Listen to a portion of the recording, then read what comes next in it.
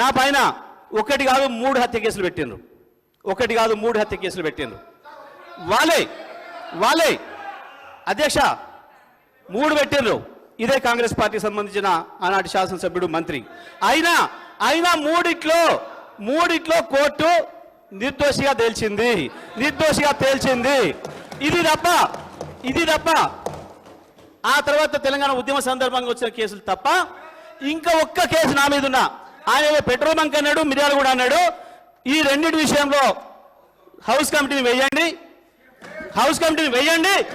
నేను ఆయన ముఖ్యమంత్రి చేసే ఆరోపణలు కానీ ఈయన ఆరోపణల మీద నేను నిలబడి ఉన్నా. ఇప్పటి కూడా చెప్తున్నా, వాళ్ళు ఈయన చెప్పిన రెండిట్లో ఒక్కటి లేకపోయినా నేను ఇక్కడ ఉన్నా, ఒక్కటి నిరూపితమైన ఇక్కడి నుంచి అక్కడికి మీ టేబుల్ కనుక ముక్కు నేలకు రేసి రాజీనామా చేస్తే వాళ్ళిద్దరు కూడా పనిచేయాలి. ముఖ్యమంత్రి అండ్ కోమటిరెడ్డి వెంకరెడ్డి ఇద్దరు కూడా పనిచేయాలి. హౌస్ కమిటీ వేయండి, మొత్తాన్ని కలిసి తొలగించండి. నేను చెప్తాను దయచేసి, ఇది మంచి పద్ధతి కాదు.